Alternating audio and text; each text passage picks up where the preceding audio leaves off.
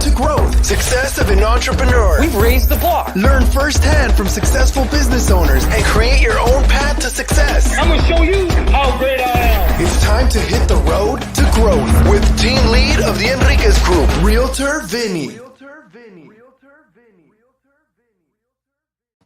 Hi, you Roach Growth listeners. Today I have Jeremy Harbour. He is the founder and owner of Harbour Club.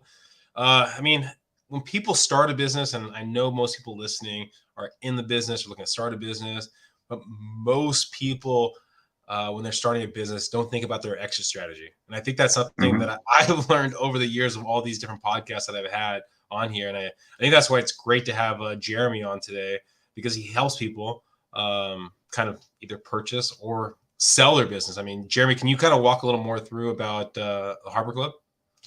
Yeah, sure. Look, the Harbour Club is kind of, I guess I would describe it almost like an accidental community. So I'm an entrepreneur, well, I think through breeding, I'm partly nature, partly nurture, but I was selling stuff when I was 7 years old. I remember cutting all the flowers down in my parents' garden and putting them in jam jars and selling them outside the front of the house. And so I've kind of always had that in me.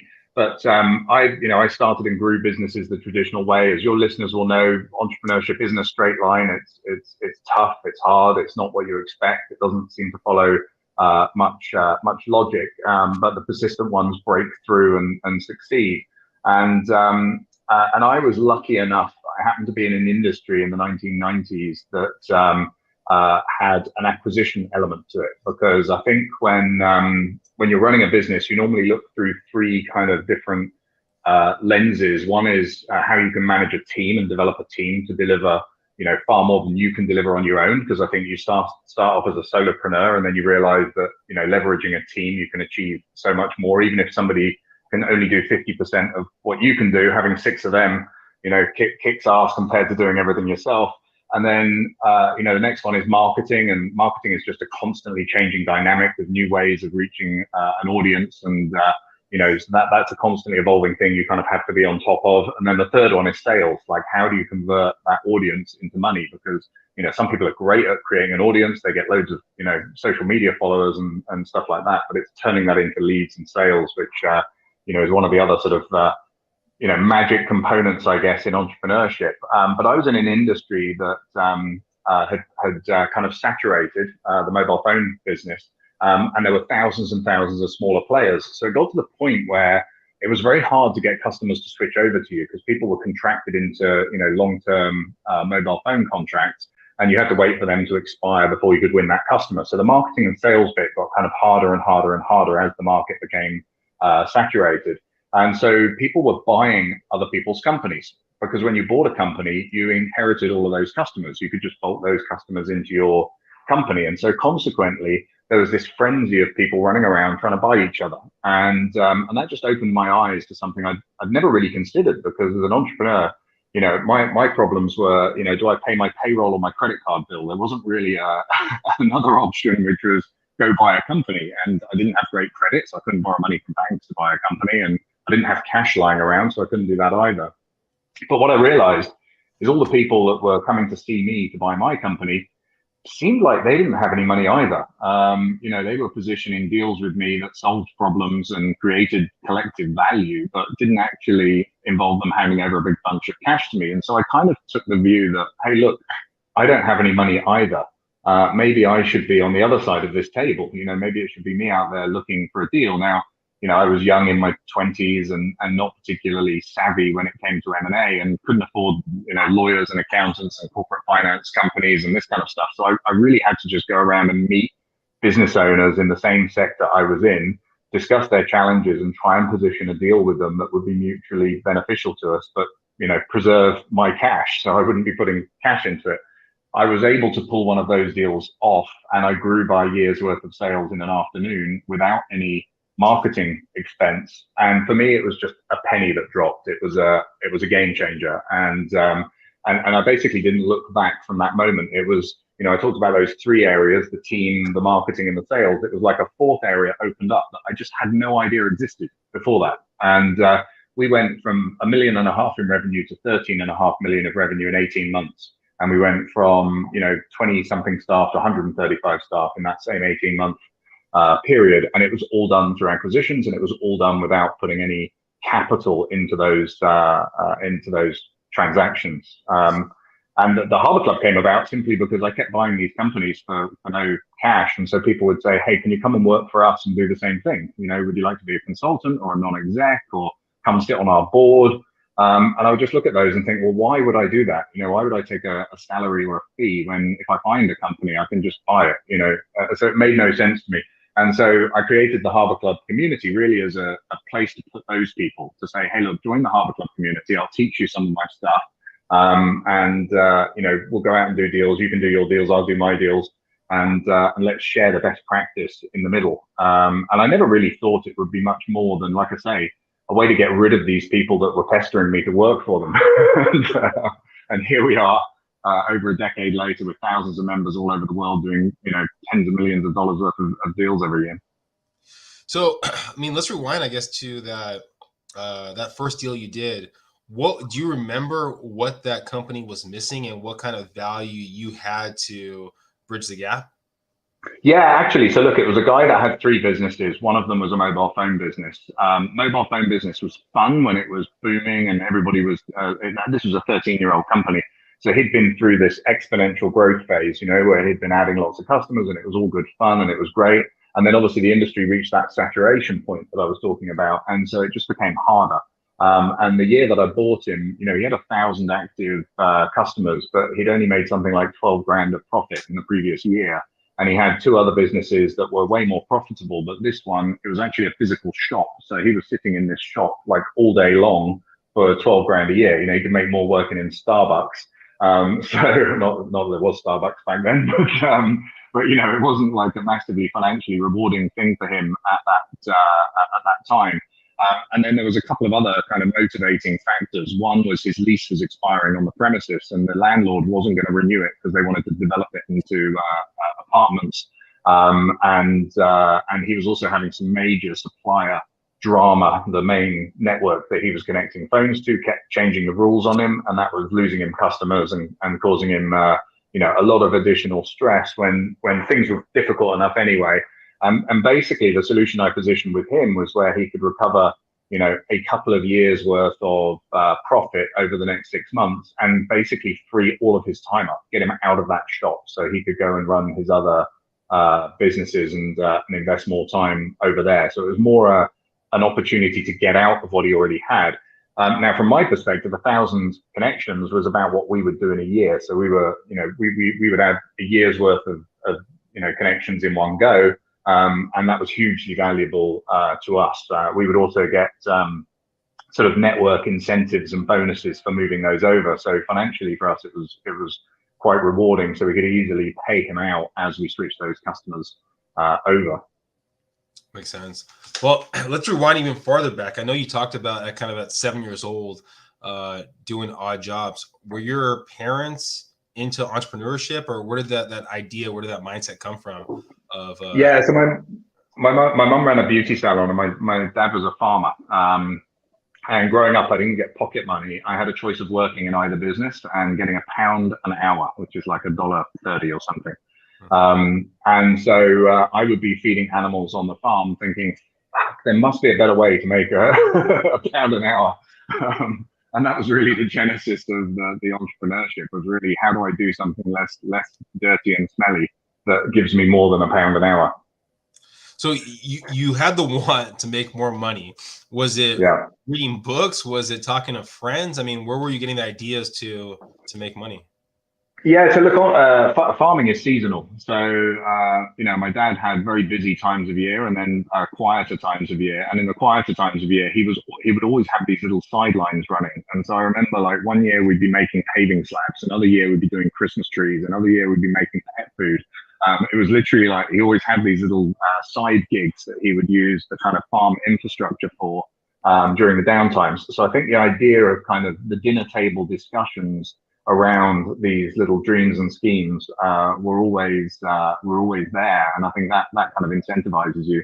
And then I think I had a sort of voracious appetite for learning. So if I saw I mean, at the time, I mean, now you go onto YouTube, you have unlimited content. At the time, you go buy some cassettes, you know, and you listen to them. So I remember listening to Michael Gerber's E-Myth when I was about 15 years old on cassette. And I think I listened to it so many times, the cassettes got worn out, you know, they wouldn't play anymore. You know, things like that I just found, you know, incredibly inspiring, because it was people that were really dissecting and analyzing business in ways that I just hadn't, you know, hadn't conceived before. So I was, a voracious learner. And I know when you started buying arcade games and putting in bars, was that because I think from before then, it was mostly like small purchases, or you were basically doing the legwork to make the money, but that seems like it was a pretty big investment into kind of a growth of business. Not as big as you think, but yeah, it was. So basically, I was buying and selling mainly like you know, end of line stock, bankrupt stock, like bulk purchases of things. I bought like jeans and watches and jewelry and all sorts of stuff, and I had a market stall at the weekend where I was selling this stuff. And then one of the opportunities that came up was an arcade machine for like £75. It was an old, you know, crappy old machine, but it was £75. And so well within the kind of budget of what I was spending on these, you know, these other kind of job lots of stuff that I was buying. And I just went to our local pub. Now, bear in mind at this time, I'm probably like 13 years old. And I always looked young as a kid, even in my 20s. Like I describe myself as a late shaver. I'd never be able to rock a beard like you've got. You know, I was always like much younger. I've got the grey hair now, which kind of compensates. But back then, I always looked much younger than I was. So anyway, as a 13-year-old kid, I rock up at the local pub and I go in and say, "Hey, how much does your fruit machine, you know, cost you to have in here? The arcade machine they have in there?" And he says, "Oh, we rent it for £15 a week." And I'm like, "How would you like to buy one for £150? You know, like, so in 10 weeks, you've recovered all of your money." And he was like, "That sounds like a great idea. Yeah, definitely do that." And so me, completely naive, I go off and buy this £75 machine. And a week later, I rock up at his door and go, "Here's your machine." And he never expected this 13-year-old kid to actually come back with a machine. He was just making polite small talk. And I completely missed the implausibility of me in that whole situation. And so I was really, I was devastated, you know, because I thought I had a deal. And so I took this thing home, and my mother was really pissed off because it was sitting in our kind of front hall when you walked into the front of the house for a couple of weeks. And it got to the point where she was like, "You have to get this thing out of here. You know, we can't, like, it's the first thing everybody sees when they come to our house. It's not, you know, it's not a good look." And so I picked up the Yellow Pages, which for anyone watching this is like basically 30 years ago, they used to print the internet. So I got the Yellow Pages out, and I go to public houses, and there was about 7 pages of public houses, you know, pubs. And I literally sat there with the telephone and I rang all of them and offered them this machine for 150 quid. And I sold 5 of them. Now I only had 1 of them. So I went and delivered the first one and then had to go and figure out how to get the remaining ones. And it was at that point I found out you need a license to sell these machines. And, to get the license, you have to be 18. Anyway, there was a very friendly supplier who was very proud of what I was doing and kind of very impressed. He was kind of wishing his son had the same get up and go as I had, and he kind of took me under his wing and offered to let me use his license to go and sell these machines to the pubs. And that was the genesis. And he also talked me through the business model. So I was just buying cheap machines and selling them for double what I bought them for, which I thought was a great business. He explained the different models around creating passive income streams, so renting machines or splitting the cash that they take. So you install the machine and you go once a week, you empty the cash out and split it 50-50 with the owner. So what I would do is I would sell some, and with the excess cash, I would own some that I would put into sites and collect the cash and split it with people. And I did this with like vending machines, pool tables, jukeboxes, video games, these quiz machines, pinball machines, all of this kind of stuff. And so, yeah, built up, well, really from the age of like 13 to 18, built up sites all around my kind of home area. And, you know, my poor dad, you know, working full time on a farm, also used to sometimes have to get up really early to take me to these places, or really late at night, because quite often the bars and the clubs and things would want you to come out of hours. So, you know, to empty the machines or to do anything. So it was normally like midnight or 7 a.m. or some shit like this, you know. But then when I was 17, one of my first cars was actually a van because it was to drive these machines around and to do stuff. So how did that business go? Yeah, when I had multiple sites, it was fantastic. I was the kid that would always buy the drinks using coins because I had pockets full of these coins that I'd taken out of these machines.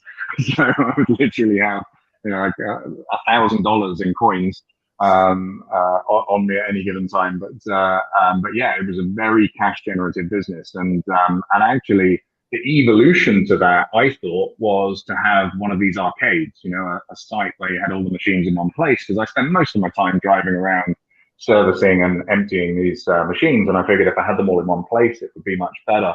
So I actually managed to, when I was 18, I managed to get a bank loan, which I think is unheard of nowadays because, there's no way a startup would get it. But anyway, I got a bank loan of 30 grand to buy an arcade, and it had a sort of takeaway fast food joint attached to it. And basically I moved a load of my machines into this one site, and I was very proud of my new premises. But it was what I'd done before effectively is I was leveraging other people's premises. So they would do the marketing to get the people in, and I would just rinse them, like siphon off some of the cash of the people that were using this premises.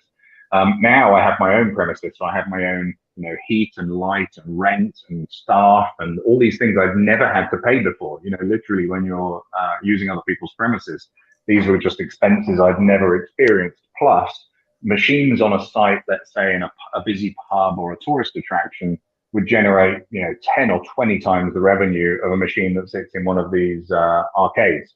So I was getting a lot less revenue per machine, and had all these additional costs to take care of. Plus, I was like 18 years old, living in an apartment above the business, 100 miles from where I grew up, and I lasted about a year, and the whole thing fell apart around my ears basically, and went bust. And having been the cocky kid that had basically more or less everything had gone right up until that point. I'd kind of most of the things I'd tried, whilst nothing ever works 100% as you expect, I've been cash positive my whole teenage life, and suddenly I was kind of closing a business down, tail between my legs, and having to move back in with my parents, who'd already given my spare room away, my bedroom away, sorry, and so I was in the spare room,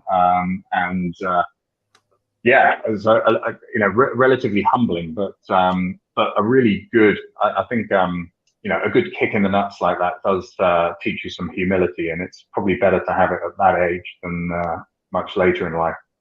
Did you go directly from there into the phone business? Yeah, pretty much. It was about 6 to 8 months later. Dabbled in a couple of other things, and then basically started selling. Originally, I was selling these telephone numbers that follow you around, personalized numbers. But everybody that I sold a personalized number to wanted a mobile phone. And mobile phones were just going through the miniaturization thing. So they'd gone from being like a house brick to a Mars bar. And demand was just huge. And so I quickly started fulfilling that. And it turned into a mobile phone company that I then added fixed line, then added broadband and phone systems. And we specialized in targeting small to medium sized businesses and focusing on their needs, because the big corporates were really looking at the kind of retail level and the big business level. And like in most industries, the small business sector gets kind of left to rot. So it was sort of fairly easy pickings to target that sector. Was there ever a moment in time where you wanted to just do a 9-to-5 job and not actually start your own business? Well, I used to joke I worked half days, which is 12 hours a day. And no, I don't. I didn't want. I don't think I could work for somebody else. I think I would find that enormously challenging. And I had various sort of bits of jobs in and out, and did some jobs in my career. I remember filling cars up in a gas station when I was like 15 years old, which is completely illegal. You're supposed to be 16 to have a part-time job, but but no, in answer to your question, I always, I would rather eat packet noodles for a year than have a job. When you're being that you've grown so many businesses and sold and but you've gone through the headaches and the heartaches, probably more so than just that 18-year-old self right there. When you do go through those issues or those heartaches, I mean, what's your process of getting back up and kind of starting another day? Sorry, I had a little problem with the audio there. But so what's the process if I go through those kind of challenges now? Yeah, maybe a business doesn't work, or a business decision doesn't work, and you have to kind of get back out there and start your next day. Yeah, look, yeah, I mean, it happens pretty much all the time. I mean, like I say, business isn't a straight line. There are challenges all the time. I think you just kind of get used to the fact that it's just a Tuesday. You know, this is it's not particularly unusual. I think one of the biggest changes I've had in my career is probably around the wealth side of things. So I always thought that I would create wealth from, you know, owning businesses, and I think one of the big paradigm shifts I had was kind of coming to a realization that you don't make money running businesses, you make money when you sell them. And when you sell them, you can then deploy that capital into passive income that doesn't require your time input anymore. And that's really where the financial freedom part comes from. Now, of course, you know, you can always then live beyond your means and set yourself a higher bar financially. But there's a cushion, you know, there's something you can always fall back on. And I think that's been the biggest change, is creating, you know, shifting to a business model of creating capital events instead of the business model of trying to create the next Google or Apple or something like that. You know, so I think when I was a young entrepreneur, everybody wants to change the world and build this, you know, enormous company that you'll be remembered for. But the reality is that lifestyle and comfort are also important.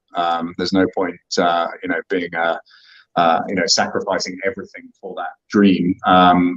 It's better to have those capital events to create yourself that passive income stream, and to yeah, just sell often, basically create multiple capital events throughout your career that build your wealth. So what's that process look like? So you have a business, you're looking to sell the business, and then use the capital event, like you said, to get basically passive income. Is it understanding what's going to happen next, or is it just one step at a time, or how much of a roadmap plays out in that? Yeah, so look, on the capital event side, it's pretty opportunistic. So deals come along, you know that you can close this deal and acquire it, and then, you know, add some value and sell it again for a premium, and that premium becomes your you know, your capital event. Now those things are opportunistic, but there are ways of creating more opportunities, so you can position yourself in such a way that that those opportunities come kind of thick and fast, and you can choose the ones that you want to have a go at. They don't all work, but if enough of them work, it has a transformative impact on your wealth. And then the capital that comes in, it's about not betting it on small businesses, basically. So not sticking it into startups, not doing VC or startup financing, but boring traditional income generating investments, and building, you know, my bank manager says I have a portfolio like an 80-year-old man, because I have this very income driven portfolio that's not at all like somebody of my age. Somebody of my age should be, you know, more risk on in terms of, you know, portfolio growth. But I know that my capital comes from the exits, and when I've made it, I want to keep it, and I want to keep the income that comes from it. So I take, yeah, a fair.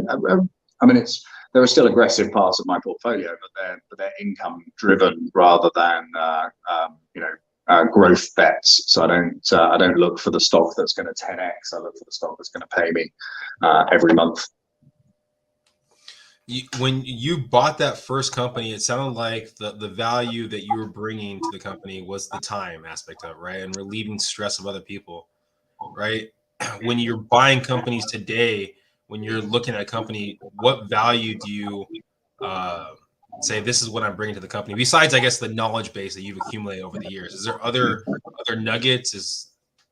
Yeah, so look, I mean, the game has changed a lot since then. So I mean, most of the deals I do now are in the capital markets. So we would take companies public, and then we would use the public company as an acquisition vehicle to acquire other companies. So, you know, again, I'm a firm believer in in a small business, in a startup, there's a growth phase where it's very easy to grow, and then there's normally a stage where it starts to plateau. And whilst you can still maintain some growth, those exponential steps up that you had in the first 3 to 5 years are much harder to replicate, just simply because you're that much bigger.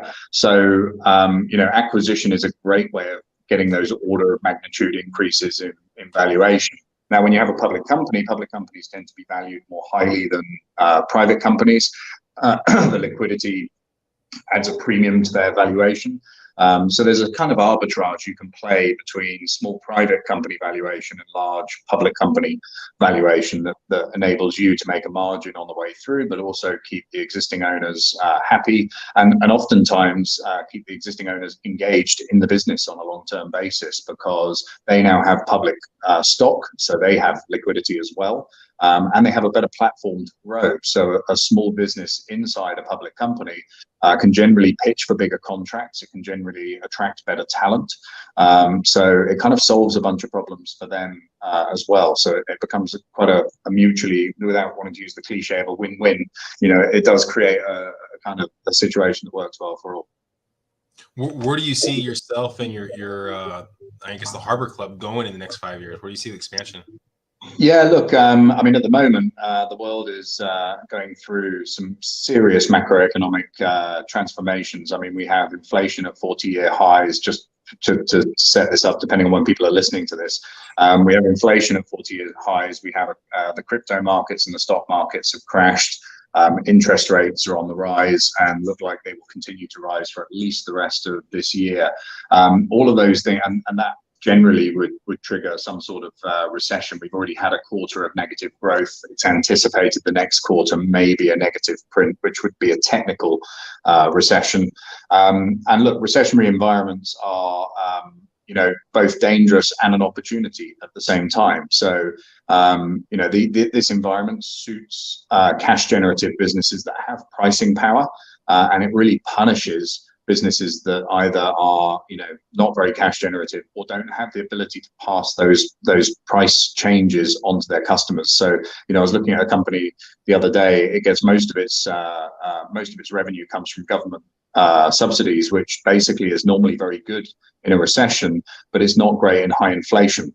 When you have high inflation, the government's very slow to increase the prices, but all your costs go up, and you're normally contracted to deliver at this fixed cost, but your costs are going through the roof. So they're going to get really squeezed as this grows. Now, in this particular situation, the guy who bought it had bought it using a loan from the bank, and that loan from the bank is personally guaranteed, and the interest rates are going to go up for at least the rest of this year and possibly even longer than that. So those sort of situations create a lot of pressure around certain business models. So but as I say, it also creates tons of opportunities. And the good thing I like about being in a business where I buy and sell companies is that you can choose which industry, which business, which that you enter into. If you're building the next Apple or you're building the next Google, and that's your core focus, and it just happens to be in an industry that's badly affected by a pandemic or a global financial crisis or a war or oil prices or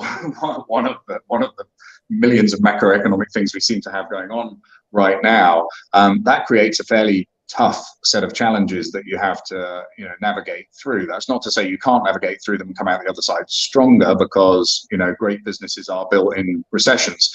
But I think M&A is a great way of balancing some of that out. And I would say if you do have a business that is affected by the current macro situation, my advice, I've been through enough shit in my life, my advice is don't wait for it to get really bad. Get your retaliation in first. Position yourself now for the worst case scenario. If that means taking excess capacity out of the business, focusing on cash generation, shortening your credit terms to customers, doing all the things that you would do if the shit really hit the fan, but doing it now, I would really advise doing that. And then M&A is a great tool for adding additional products and services and even talent to your business that can help you ride out the current economic storms. So if your business is relying on government subsidies, for example, is there another business area that you could integrate with your company that isn't so susceptible to that, perhaps has more pricing power? Could you acquire a company like that and bring it into the fold to help you balance out your